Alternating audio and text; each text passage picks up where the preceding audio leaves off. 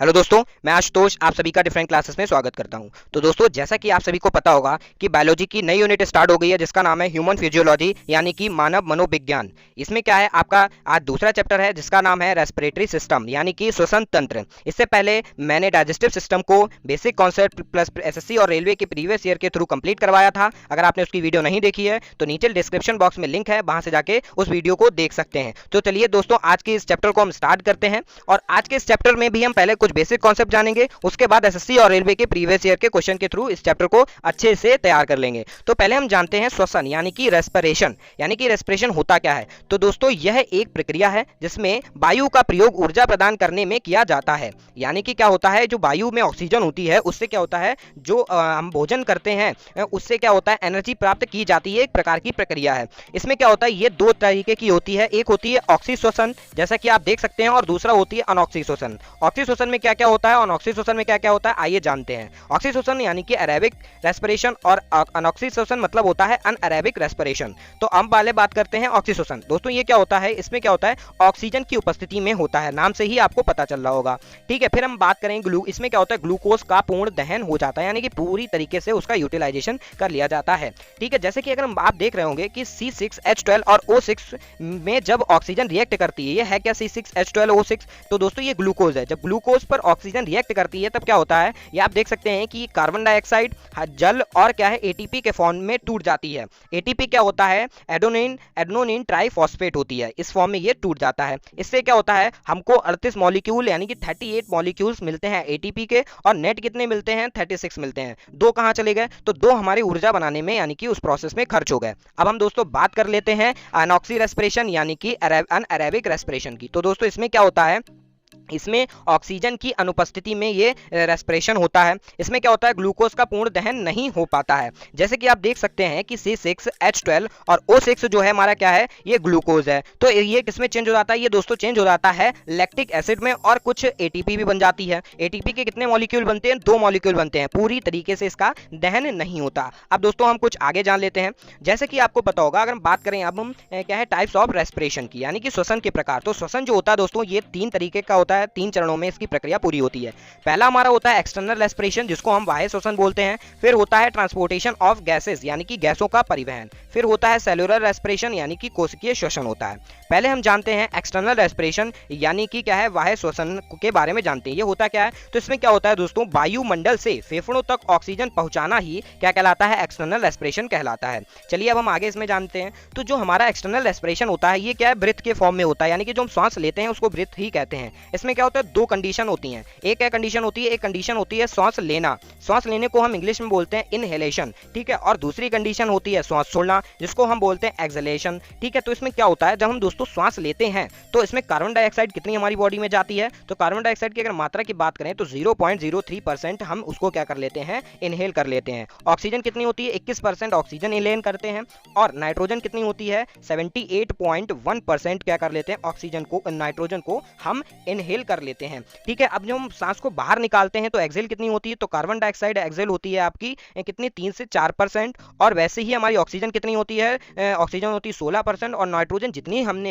Inhale की थी उतनी ही एक्सेल कर देते हैं, वो भी कितनी, 78.1%। अब दोस्तों इसमें होता क्या है, इसमें होता है अगर हम बात करें तो डायफ्राम जो होता है वो नीचे की तरफ क्या होता है, ये डायफ्राम कहलाता है हमारा। तो ये डायफ्राम जो होता है वो नीचे की तरफ बढ़ता है, फेफड़े क्या होते हैं, फैलने लगते हैं यानी एक्सटेंड होने लगते हैं, और आकार उनका बड़ा होने लगता है। वैसे ही जब हम सांस छोड़ते हैं तब क्या होता है, जो हमारा डायफ्राम होता है वो ऊपर की तरफ बढ़ने लगता है। किधर बढ़ने लगता है, ऊपर की तरफ बढ़ने लगता है। फेफड़े जो होते हैं वो सिकुड़ना चालू हो जाते हैं, और उनका आकार जो होता है वो छोटा हो जाता है। चलिए आगे देखते हैं। अब हम बात करते हैं ट्रांसपोर्टेशन ऑफ गैसेस की, यानी कि गैसों का परिवहन। तो इसमें क्या होता है, गैसों के परिवहन में आदान प्रदान किया जाता है। किसका आदान प्रदान किया जाता है, यानी कि गैसों का आदान प्रदान। तो कौन कौन सी गैसेस होती हैं, तो इसमें हमारी गैसेस होती हैं क्या, ऑक्सीजन गैस होती है, और क्या होती है, कार्बन डाइऑक्साइड गैस होती है। चलिए हम जान लेते हैं। जैसे कि आपको पता होगा, अभी हमने बताया क्या होती है, एक ऑक्सीजन होती है और दूसरी क्या होती है, कार्बन डाइऑक्साइड। तो कार्बन डाइऑक्साइड जब ब्लड में मिल जाती है तो क्या होता है, इसमें देखिए कम से कम कार्बन डाइऑक्साइड 5 से 7% प्लाज्मा में होती है, और 20 से 25% हमारी हीमोग्लोबिन में होती है, और क्या बनाती है, कार्बोक्सी हीमोग्लोबिन बना देती है। वैसे ही अगर हम दोस्तों बात करें तो इसमें क्या होता है, कार्बोनेट और बाइकार्बोनेट में चेंज हो जाती है। ठीक है, 70% ये इसमें होती है, और ये क्या जल और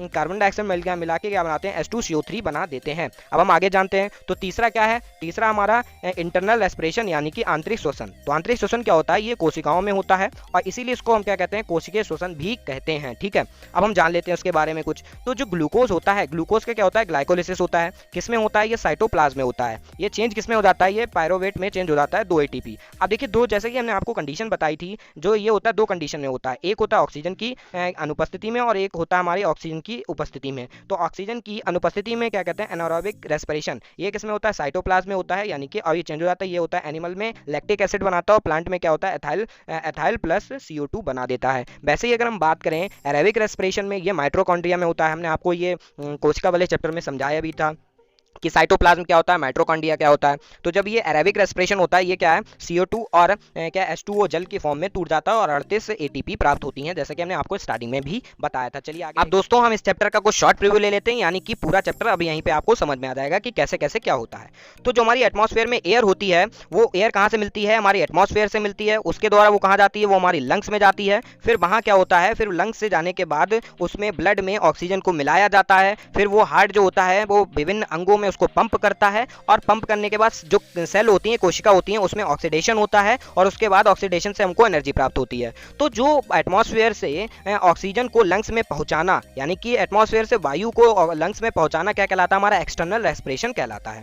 ठीक है, उसके बाद ब्लड में ऑक्सीजन को मिलाना, फिर हार्ट के द्वारा विभिन्न अंगों तक उसको पंप करना क्या कहलाता है, गैसों का परिवहन, यानी कि ट्रांसपोर्टेशन ऑफ गैस कहलाता है। फिर सेल में क्या है, उसको ऑक्सीडेशन होना और उससे एनर्जी प्राप्त करना क्या कहलाता है, सेलुलर रेस्पिरेशन कहलाता है। ये तो एक बेसिक प्रीव्यू हो गया। अब चलिए हम बात करते हैं आगे। तो अब हम देख लेते हैं दोस्तों कि जो आपका रेस्पिरेटरी सिस्टम है, यानी कि श्वसन तंत्र, इसमें कौन कौन से अंग होते हैं, उन अंगों के बारे में जान लेते हैं। तो हमारा आता है इसमें एक पहला नाक होता है, जैसा कि आप देख सकते हैं। फिर क्या होता है, फेरेंक्स होता है, फिर लैरिंक्स होता है, फिर ट्रैकिया होता है, फिर क्या होता है, लंग्स होते हैं, फिर डायफ्राम होता है, जैसे कि आप यहाँ पर देख सकते हैं। तो चलिए आगे चलते हैं दोस्तों। अगर आपने अभी तक हमारे टेलीग्राम ग्रुप को नहीं ज्वाइन किया है, प्लीज ज्वाइन कर लीजिए। उसकी लिंक मैंने नीचे डिस्क्रिप्शन बॉक्स में दिया है, आप वहां से जाके उसको ज्वाइन कर सकते हैं, ताकि आपको सारी PDF वहां से एक साथ फ्री में डाउनलोड करने को मिल जाए। अगर वहां से आपको नहीं ओपन होता है तो आप टेलीग्राम ग्रुप पर जाकर डिफरेंट क्लासेस सर्च कीजिए और वहां से जाके ज्वाइन कर लीजिए। चलिए आगे देखते हैं। अब हम बारी है हमारे क्वेश्चनों की, जैसा कि हमने आपको स्टार्टिंग में बताया भी था। पहले हम बेसिक कॉन्सेप्ट सीखेंगे, फिर क्वेश्चनों को लगाएंगे। तो पहला क्वेश्चन हमारा दिया हुआ है कि हमारे द्वारा बाहर निकाले जाने वाली श्वास में कार्बन डाइऑक्साइड की कितनी मात्रा होती है। तो दोस्तों कितनी होती है, जैसा कि हमने आपको बताया था 3 से 4% होती है। चलिए अगला प्रश्न देखते हैं कि श्वसन तंत्र में श्लेष्म म्यूकस ग्रंथियां कहां स्थित होती हैं। तो दोस्तों ये ग्रंथियां जो होती हैं वो नाक में स्थित होती हैं। अब हम बात करते हैं ये म्यूकस है क्या। तो म्यूकस जो अगर आम भाषा में बात करें, म्यूकस बलगम होता है। क्या होता है, इसका क्या कार्य क्या होता है, तो ये नाक में उपस्थित होता है। ये जो वातावरण से धूल के कण होते हैं, ये फेफड़ों तक पहुंचने नहीं देता और उसमें चिपका लेता है। चलिए अगला प्रश्न कि फेफड़े किस गुहा में स्थित होते हैं और किस से घिरे होते हैं। तो दोस्तों ये बक्ष गुहा में स्थित होते हैं और फुफ्फुस झिल्ली में से घिरे होते हैं। चलिए अगला प्रश्न कि एक मनुष्य औसतन 1 मिनट में कितनी बार सांस लेता है। तो एक मनुष्य जो होता है वो औसतन 15 से 18 बार सांस लेता है। चलिए आगे देखते हैं। अगला प्रश्न दिया हुआ है कि मनुष्यों में श्वसन वर्णक है। तो मनुष्यों में हीमोग्लोबिन जो होता है वो श्वसन वर्णक कहलाता है।